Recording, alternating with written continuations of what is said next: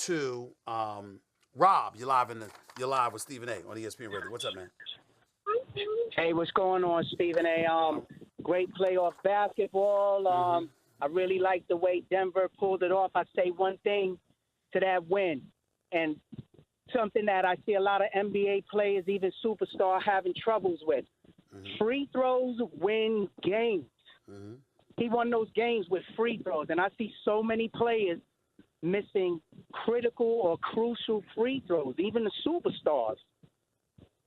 Well, you're right. There's no question about that, and free throws always play a pivotal role. And Joel Embiid missed 3 down the stretch. There's no denying that, but I also think that when we pay attention to it, it's about fluidity on the basketball court, making sure the right people have the ball in the right situations at the right time. It's a bit more complicated than people are willing to give it credit for, but I'm keeping my eyes on a lot of things. I gave Portland a pass yesterday because when you win a game in quadruple overtime, but then you got to go against these same young thoroughbreds less than 48 hours later. Sometimes you're going to have it, sometimes you don't. I thought that Damian Lillard looked a little bit gassed yesterday, but in the case of Houston and Golden State, Steph Curry's got to play better. It was arguably the worst playoff game of his career, the way he performed in Game 3, particularly when you consider how Kevin Durant was balling. Klay Thompson's got to be more assertive as well. We can't ignore that.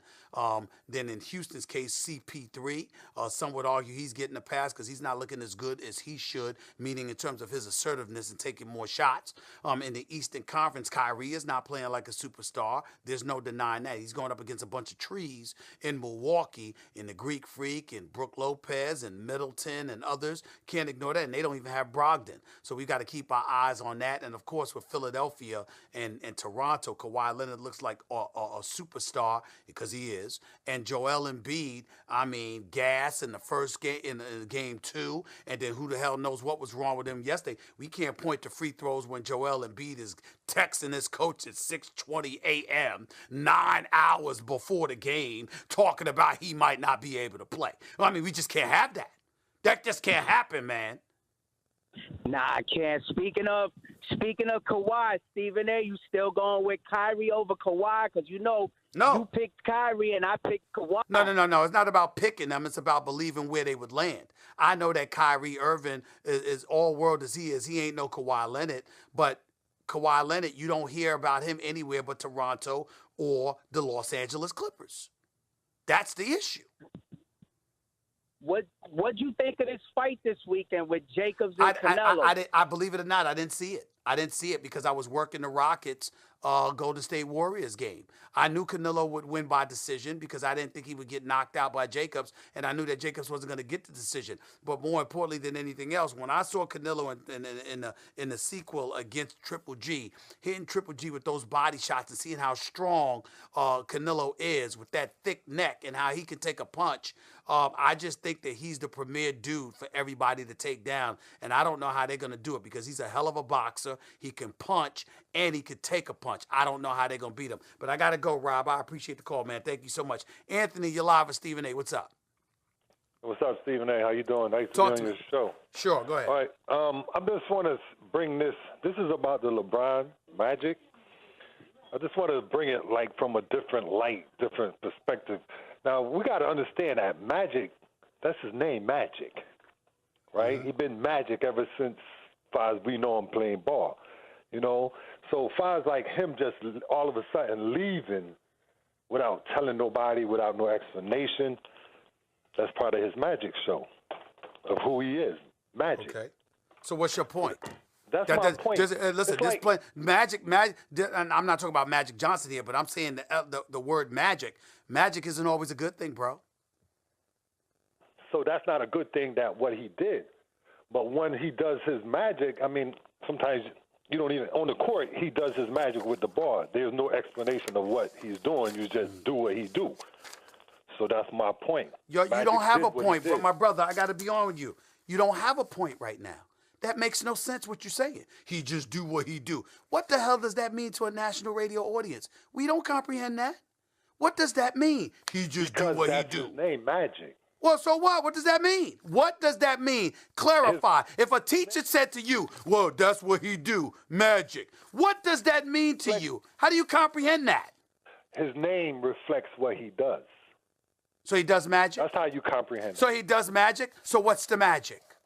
The magic is he just don't need no explanation. When you do magic, you don't need an explanation behind your magic. Okay. That's well, guess what my magic is? The dial tone that you're about to hear, because we got to comprehend what the hell you saying. Call back tomorrow when you have a better damn explanation for what the hell you just said, because that makes absolutely no sense to my listeners, because it doesn't make any sense to me, and I'm who counts. So that doesn't comprehend. I don't comprehend what that means, because he magic, he do what he do. That don't make sense. Call back tomorrow when you're making sense. Let's go to Chris. You're live with Stephen A. What's up? Hey, Stephen A. Quick thing. It was a beautiful closing segment about talking about working for ESPN, man. I pray I get there one day. So real quick about what I'm seeing from the Sixers, Stephen A. I think that Ben Simmons is not playing up to all-star level, Stephen A. He's not. You can't be a playmaker at this level, Stephen A. Playing 38 minutes a game, only attempted 3 free throw attempts in 4 games. He's not impacted the game in assists because there's 3 other guys averaging just as many assists as he is, and Butler's at 5.8 while giving up 38 a game to Kawhi.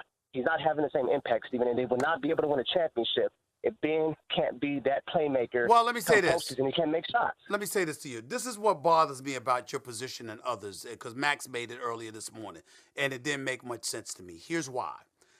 Nobody's denying the lack of an impact that Ben Simmons has had.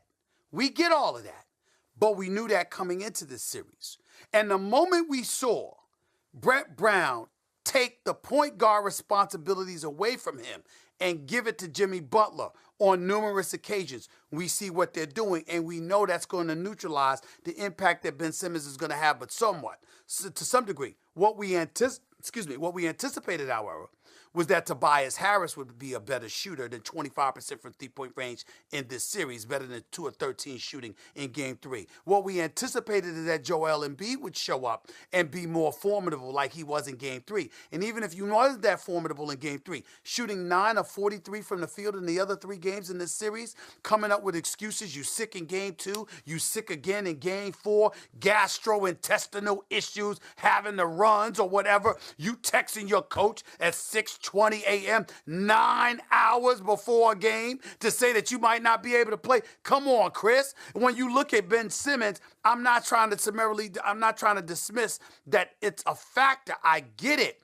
But it's somewhat taken away from him when you consider what Jimmy Butler has been asked to do. And when you consider what Jimmy Butler is doing, combined with what Joel Embiid is supposed to do, if Joel Embiid is doing what he's supposed to do, and Jimmy Butler is doing what we've seen him do, we're not talking about the Sixers and problems in this series. We're talking about a 76ers team that's up 3-1.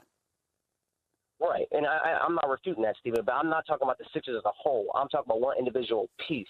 What impact is he having on the floor for Coach Brett Brown? So I don't see it, Stephen A. Well, again, I'm saying to you that I can talk about that after this series. My mind is on this series. I've lamented the shooting prowess or lack thereof of Ben Simmons on numerous occasions, where I've said that if Ben Simmons has a jump shot, the Philadelphia 76ers could win it all, but he doesn't. So we know what the inhibitions are because we knew what they were coming into the series, yet the Sixers were still up 2-1. So why are they tied 2-2? That ain't just because of Ben Simmons. That's because of Joel Embiid. That's because of Tobias Harris. And we have to look at it and call it what it is. I got to bounce, but I appreciate the call. 888-SAY-ESPN. It's 888-729-3776. If you missed my opening segment, go check it out on demand in the Stephen A. Smith podcast, brought to you by Capital One.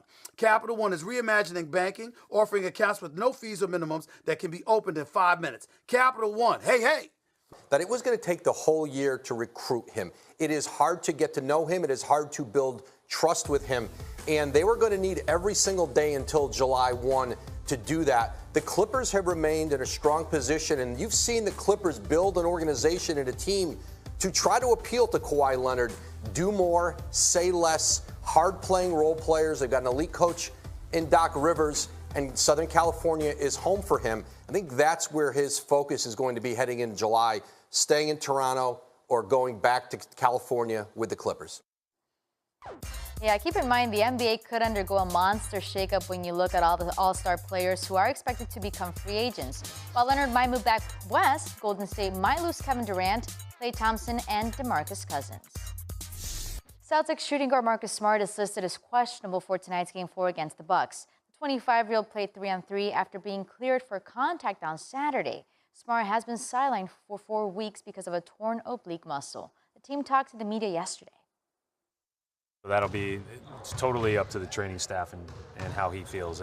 There's nothing to do with me. So I'll get their cues and go from there. I was able to participate with the team. It was real light, so once again, no contact.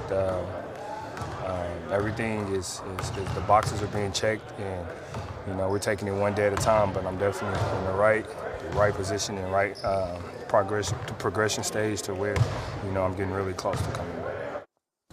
Keep it locked on SportsCenter at 6. They're going to have much more on the Bucks-Celtics game, including commentary from Michael Wilbon and Stephen A. Smith. Plus, Tim Legler breaks down Kyrie Irving's playoff performance so far. SportsCenter after PTI on ESPN and the ESPN app. Now back to the Stephen A. Smith Show.